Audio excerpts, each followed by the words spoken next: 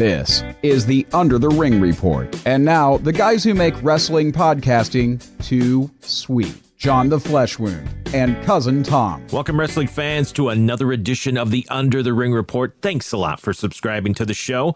My co-host, as usual, Cousin Tom. How are you? Hey, fantastic. How are you? Hey, I can't complain.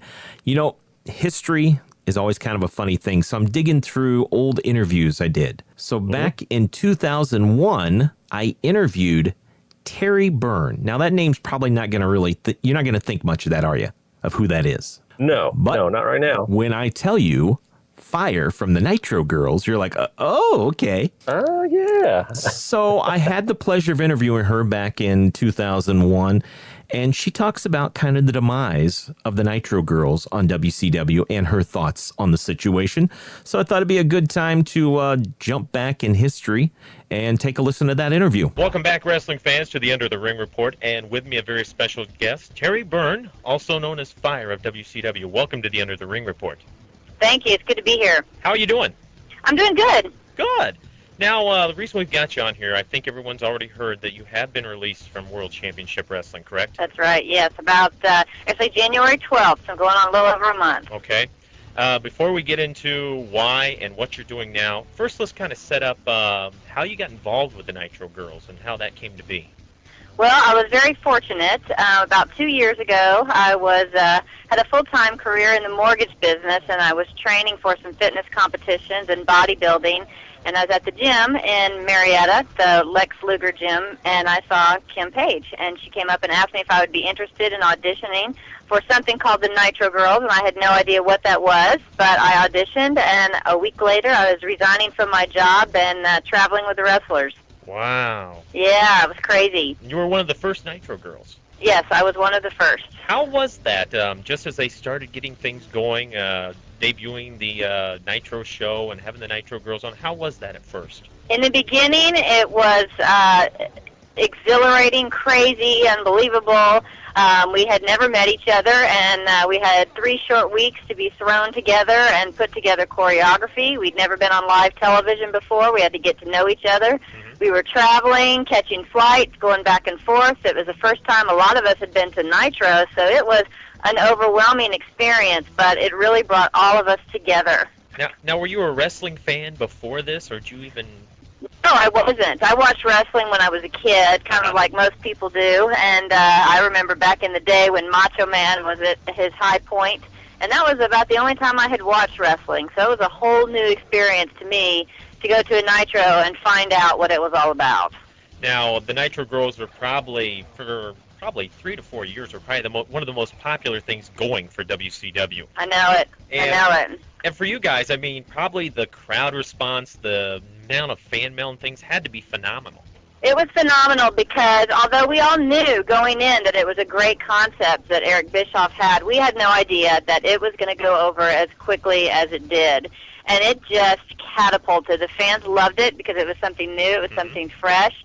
And the group of girls that we had in the beginning had an energy and a charisma that I've never seen anywhere before, and it really carried through our performances to the crowd. And the fans just loved us. I mean, within a year, we were doing Kathy Lee and Regis. We were being asked to do the dating game. It just catapulted. Well, and you had your own website, and you guys also, I believe, had your own calendar out and tons of stuff, tons of merchandise and everything going out there. Right. And then within the last, I'd say probably the last year or so, things started to kind of go downhill, didn't it? Yes, they really did. Things started to deteriorate within this last year, but I would say the beginning of the downfall or the beginning of the end started with the new Nitro Girl surge. That was the beginning of things kind of falling apart. Did you guys have any say in this at all, or did they just decide that they were going to find They just decided that they thought it would be a great idea to have this Nitro Girl surge, and it was a very low blow for the Nitro Girls. We've worked so hard for so long to create something, and then to have this all of a sudden come about, it really hurt us, our morale. It made us question our future with Nitro. It made us question a lot of things, and we had very little say with what was going on, and very little was explained to us. We were just told, oh, we're doing this Nitro Girl search, and like it or not, that's the way it is. Really? yeah. So it was a tough one to swallow. Now, right around that time too is when Kimberly Page decided to retire from the Nitro Girls. That's right. That's right. Did that also kind of? I mean, was there problems with you guys before then, or? There was some tension. A lot of it was stemming from this Nitro Girls search, because we were questioning what was the purpose of the search. Were we really going to get a new girl? How was it going to play in the future of the Nitro Girls? And Kim really didn't have a lot of answers for us, and that made us question, what was Kim's role in the whole Nitro Girls.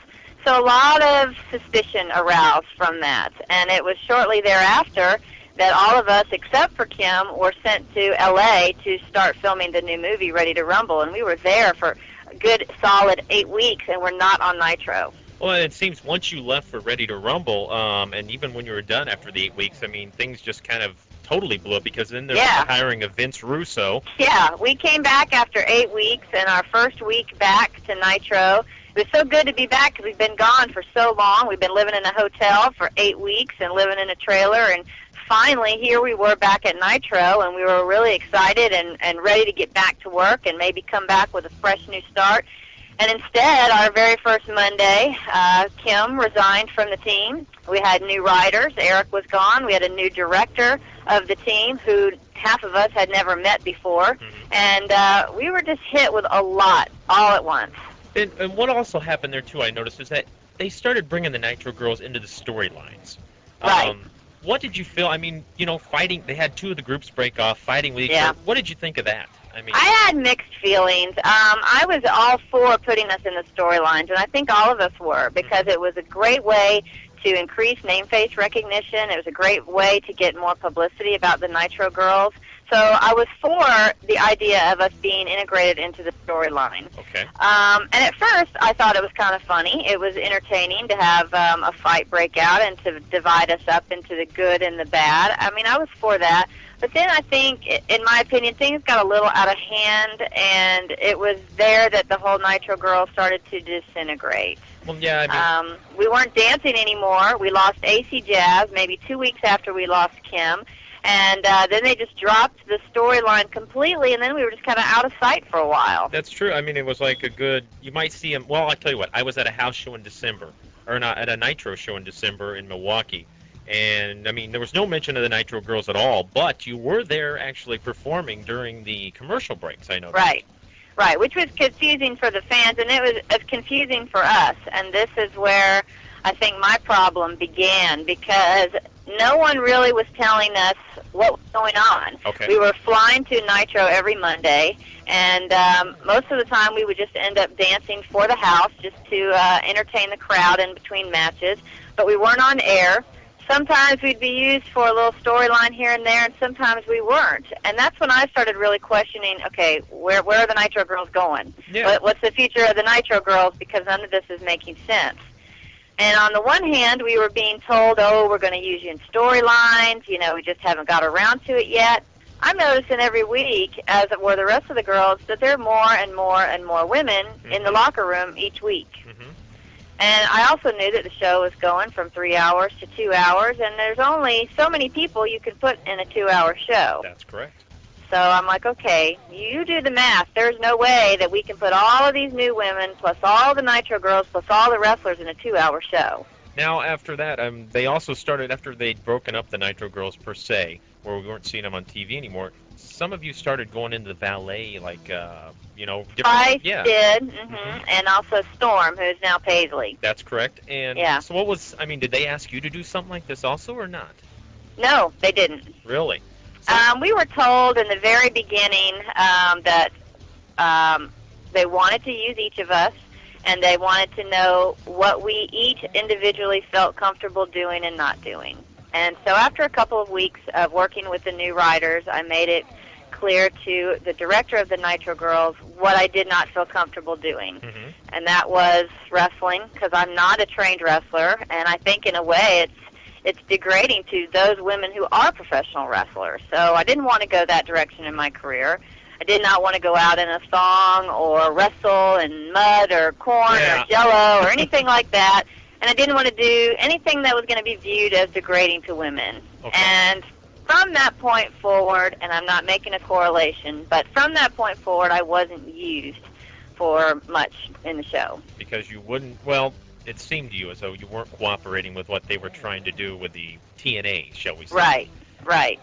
And it was never said to me in those words, but I made it clear up front where I wanted my career to go, and I was very anxious to be in the storyline. In fact, I came up with my own gimmick. I told both of the writers what it was, and both of them said, yeah, we love it, great, well, let's try it. And then it wasn't but a few short weeks after I was released from my contract with no warning whatsoever. Came out of the blue. Really? And yeah. And it just, now tell me though too, you were right around, were you still there when they were still in control, or had they already lost control when you were released? It was a week before. A week before? In fact, it was the week after I was released that we lost Barry Saturn, Malenko, Chris Benoit. All of that happened the following Monday. Now, that was a bad month for Nitro. Well, I was gonna say a bad night for bad month for WCW in whole. Yeah. But so the overall thing is, just because you wouldn't participate in what they viewed as great entertainment, they cut Well, you now, loose. of course, that was not the reason I was given when I was released. They gave me a pretty bogus reason. But that was my feeling, because I just noticed that I was always the one to speak up, just because that was my personality. That's part of the reason why my name is Fyre, is I'm always very vocal, and I've felt real passionate about the Nitro Girls from the get-go, because I was part of the creation. So when I saw it going down the drain, it was very hard for me to sit back and not say anything about it. Yeah. Well, and, corporate America, I guess, doesn't appreciate that. They want everybody to just kind of keep their mouth shut and keep going like a little ant. Exactly. Now, what I find bad, too, is that, you were on the Year in Review show talking about all the great things that were going to happen for the Nitro Girls, and then here, look, two weeks later, they cut you loose. Yeah, it makes no sense. I've given up trying to understand their rationale, because I know it was just 2 weeks ago on Thursday Thunder, they ran a clip of Che and I at the TNN Motorsports hosting the Monster Truck Fest. And I got swarms of emails going, yay, you're back, and I'm like, I have no idea why they ran that.